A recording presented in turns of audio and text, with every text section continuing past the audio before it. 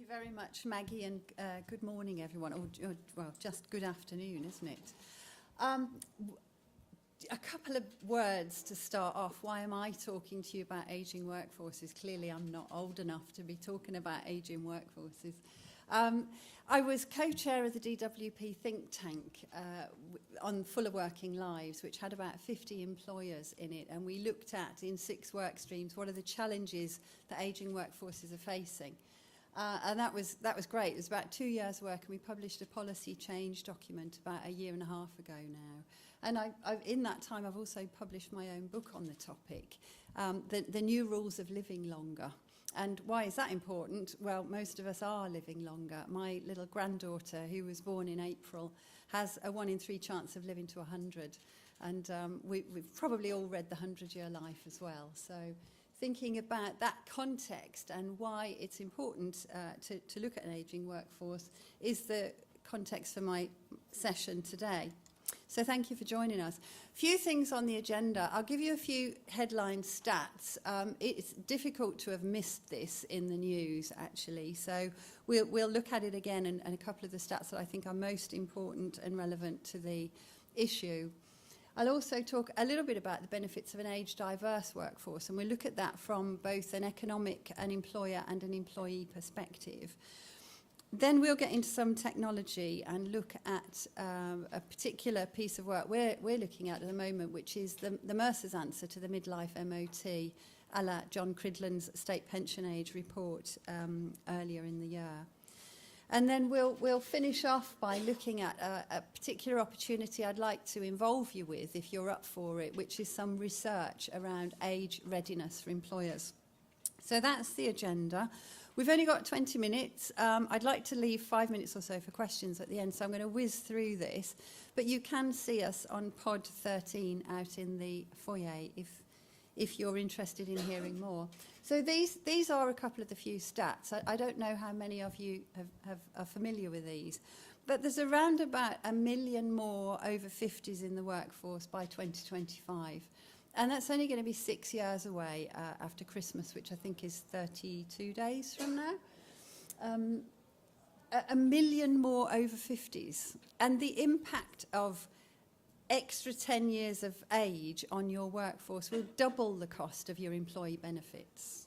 So that's one to think about. So we're currently in that phase as well, where the cost of benefits is creeping up, a little bit like boiling the frog. The other end of that argument is, well, how about the younger people? They're going to fill the gaps, aren't they? They're busy looking for their career progression. Well, there's about 230,000 less of them in the workforce over the same time period. And this is the double-edged sword of shrinking birth rates, reducing our younger people entering the working population, and this advantage of living longer, which we want to turn into a blessing, not a curse. So these are real labour pressures for all of us, all of our organisations at the moment. And this doesn't include Brexit, when we know if that happens, we will actually be impacted even further, particularly in certain segments. And of our working population, there's about 57% of them haven't even thought about their hopes or ambitions for life after 60 at all yet. Well, if you think that maybe after 60 there's another 30 or 40 years worth of good quality life ahead, it's probably sensible to have a plan and think about how you fund that. But around about 12 million people in the UK at the moment are on target for an insufficient retirement income, given those circumstances. I'm not spreading quite so much gloom as Mark did in the first session, which I thought was brilliant, by the way. It was a really good session. But this is a pretty interesting picture. And certainly for me, and that later phase of life, I'm planning on doing all sorts of exciting things and busting some of the regrets and blowing away some of the regrets I've had from, oh, I wished I'd done that and I wished I'd done the other. Now I've got the time to do these things. A few more stats, I won't go through them all. But the only labour pool growing in the UK is the over 50s. That's an interesting one. Around about 40% of people currently in the workforce say health contributes to their financial stress. More than 1 in 2 people over age 55 experience financial stress, so the stats are even higher there. Working longer requires development of ongoing skills and lifelong learning. We also see in the headlines so much hype about robots taking our jobs and machines taking our jobs.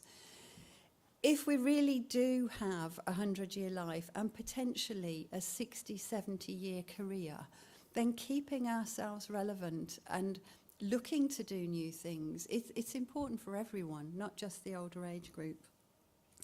We see retirement as no longer a point in time and a cliff edge when you drop off and don't earn anymore, but actually it's a spectrum, and people are doing all sorts of things in retirement. I think the latest report I saw on side hustles or sidelines was that they contribute something like £72 billion to the UK economy.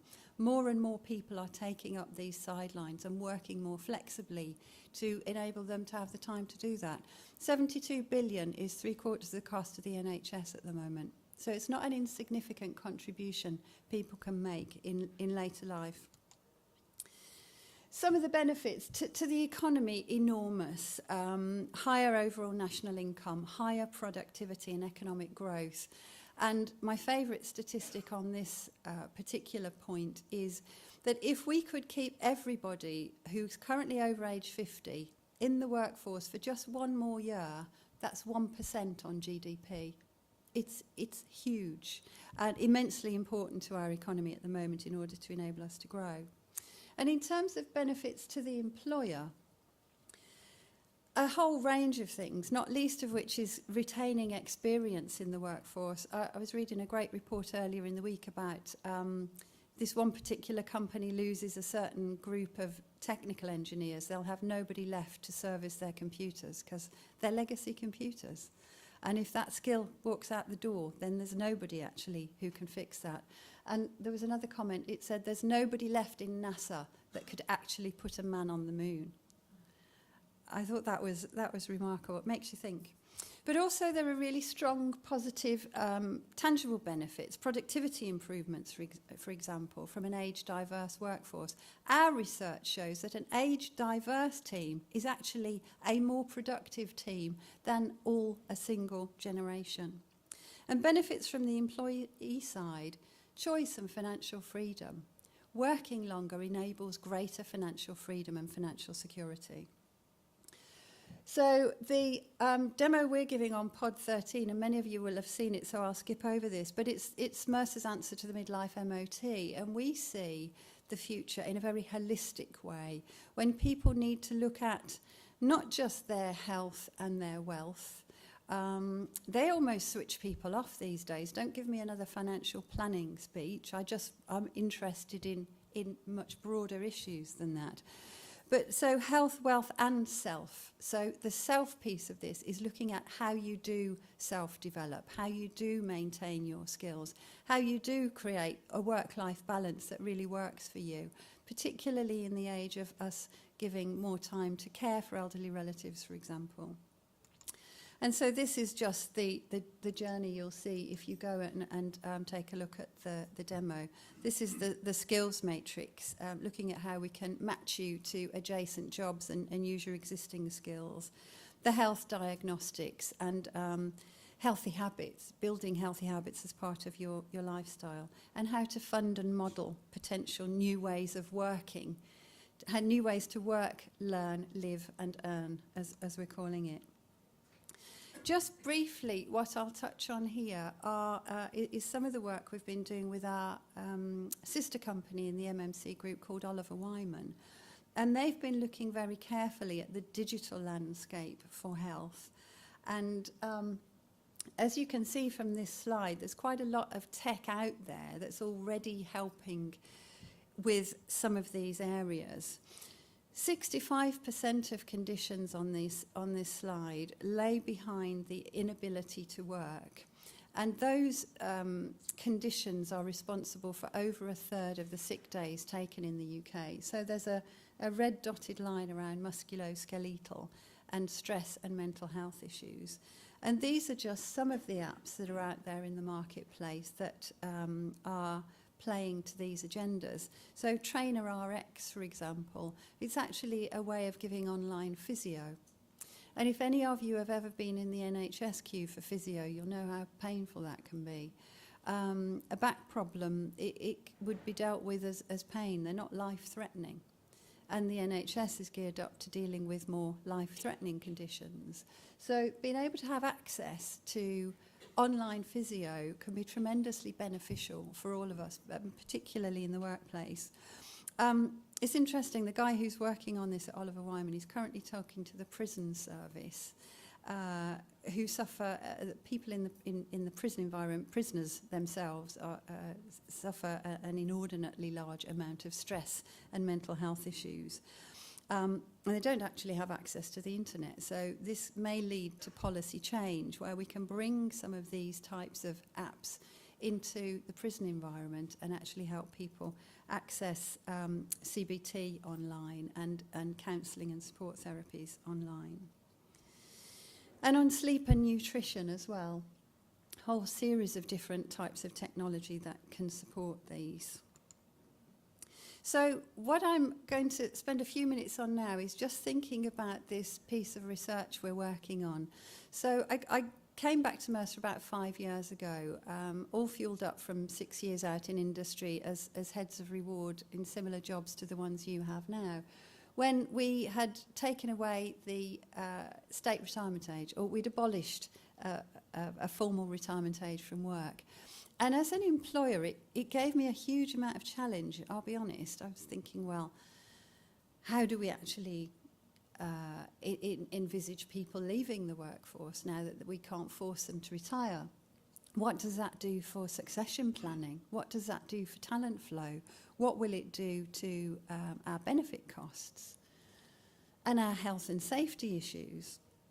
And we did a study at the time, we did a survey at the time, we worked with the unions on this and with the recruitment industry, and we took a snapshot of the age readiness of companies about 3 years ago in the UK, and they weren't actually doing very much at all to become age ready or age friendly.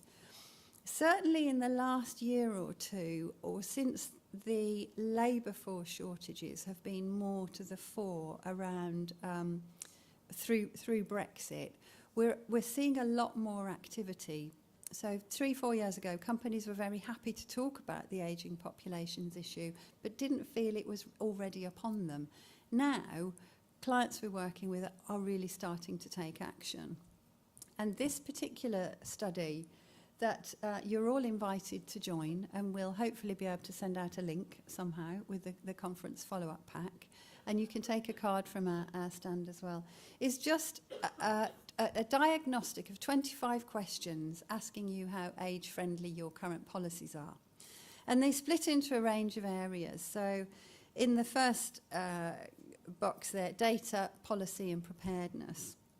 We ran this as a workshop a few weeks ago with a group of companies in the UK, probably about 30 pretty large companies. And interestingly, they were saying in terms of data, policy and preparedness, data, workforce planning, we've got some data, but it's patchy. But the data tells us some really interesting things about skills that are likely to fall out of our workforce. You know, where did all those guys go from NASA that could put a man on the moon? They've left. Where was the succession planning in that? It just happened. And often this is precipitated by benefit design. DB pensions encouraged people to leave the workforce early. DC ties them in. And actually, DC is unlikely to be enough to even provide an adequate pension. So benefit design has a real big impact. And unless you understand your data in this area, clearly you won't understand the impact of it on your workforce planning and business continuity. So evidence was patchy. And on policy, companies were telling us we do a lot on gender, we do a lot on ethnicity, we haven't really looked at age yet. In fact, as you go round this little half clock here and you look at some of the other points on there, recruitment and careers, for example, companies are still telling us, do you know what? We don't actually do any checks on age diversity in recruitment either. We don't do any of those equality checks. And around pay, performance, promotion, do you know what?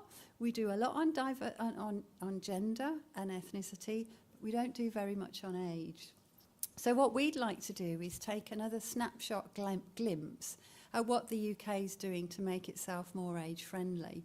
Because as we saw from the earlier slides, the older workforce is growing. There'll be 1 million over 50s, 1 million more over 50s in the workforce in 6 years' time, and 250,000 less under 25s. So if you'd like to participate in that study, we'd be delighted to have your support. And I think we could probably move to Q&A now. I've got about 5 minutes left. Thank you.